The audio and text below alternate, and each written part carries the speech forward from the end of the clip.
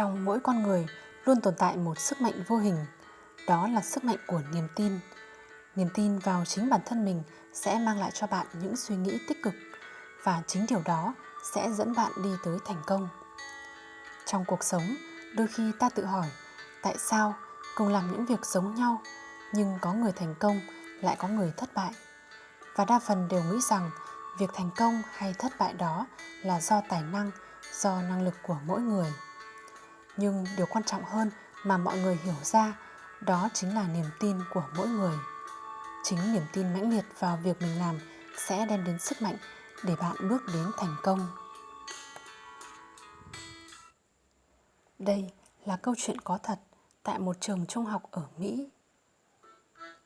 Có một lớp học nọ với 26 em học sinh cá biệt. Những em học sinh trong lớp học này đều có tiểu sử không mấy hay ho. Em từng tiêm trích ma túy, em từng vào trại cải tạo. Thậm chí có một học sinh nữ mà trong một năm đã phá thai tới 3 lần. Gia đình đều chán nản và đã buông bỏ chúng. Các thầy cô giáo trong trường thậm chí cũng coi chúng là đồ bỏ đi. Tưởng chừng cuộc sống đã hết hy vọng thì một ngày kia, Phila, một cô giáo mới về trường, đã tình nguyện làm chủ nhiệm của những đứa trẻ hư hỏng này. Khác với suy đoán của bọn trẻ, trong ngày đầu tiên nhận lớp, Phila đã không hề quát nạt hay dạo ai với chúng. Trong chiếc đầm lụa màu xanh nhạt, mái tóc màu nâu hạt rẻ búi cao, Phila bước nhẹ lên trên bục giảng. Cô dịu dàng nhìn xuống lũ trẻ một lượt rồi cất tiếng với vẻ trầm ngâm. Cô sẽ kể cho các em nghe về quá khứ của 3 người đàn ông khác nhau. Người thứ nhất đã từng có những vụ bê bối về chính trị, rất tin vào y thuật của thầy cúng. Ông ta từng có tới 2 tình nhân, hút nhiều thuốc và uống 8 đến 10 ly rượu mạnh mỗi ngày.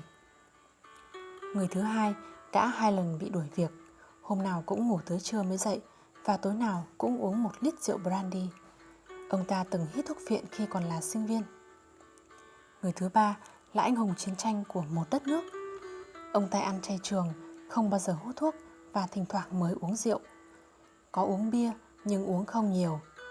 Thời thanh niên chưa từng làm gì phạm pháp và chưa từng có một vụ bê bối tình ái nào. Cô hỏi cả lớp, trong 3 người, ai sau này sẽ có cống hiến nhiều nhất cho nhân loại? Những đứa trẻ đồng thanh chọn người thứ ba sau khi nghe câu chuyện. Nhưng câu trả lời của Phila đã khiến lũ trẻ chết lặng. Các em thân mến, cô biết chắc là các em sẽ chọn người thứ ba và cho rằng chỉ ông ta mới có thể cống hiến được nhiều cho nhân loại. Nhưng các em đã sai rồi đấy. 3 người này đều là những nhân vật nổi tiếng trong Thế chiến thứ hai. Người thứ nhất là Franklin Roosevelt, tuy tàn tật nhưng ý chí kiên cường. Ông ta đã đảm nhận chức vụ Tổng thống Mỹ trong 4 nhiệm kỳ liên tiếp. Người thứ hai là Winston Churchill, vị thủ tướng nổi tiếng và tài ba nhất trong lịch sử nước Anh. Còn người thứ ba là Adolf Hitler, con ác quỷ phát xít Đức đã cướp đi sinh mạng của hàng chục triệu người dân vô tội. Những đứa trẻ như ngây người trước câu trả lời của Phila và dường như không thể tin nổi vào những gì chúng vừa nghe thấy.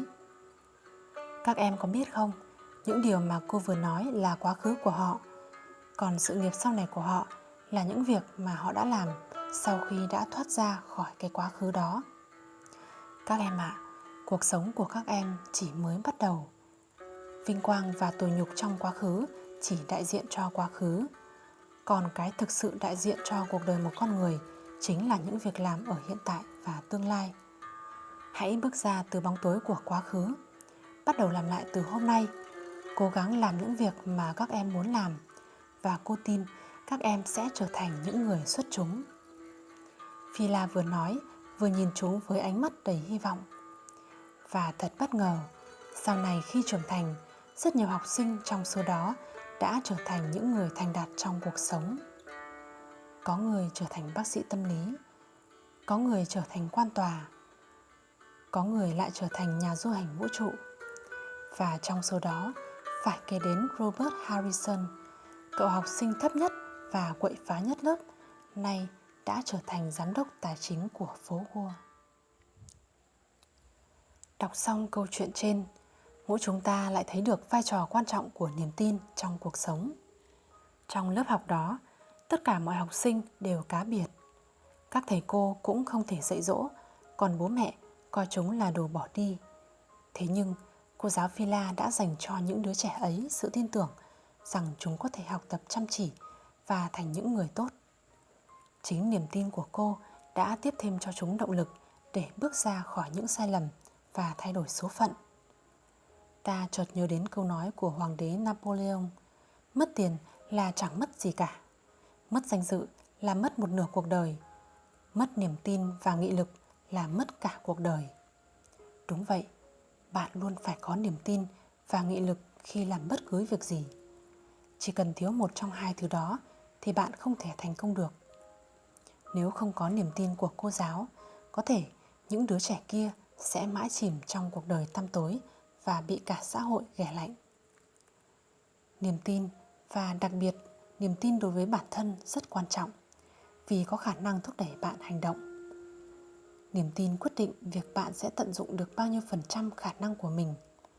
Khi bạn tin rằng bạn có thể đạt được một mục tiêu nào đó, bạn sẽ nỗ lực hết mình, hành động liên tục và quyết tâm làm bất cứ việc gì.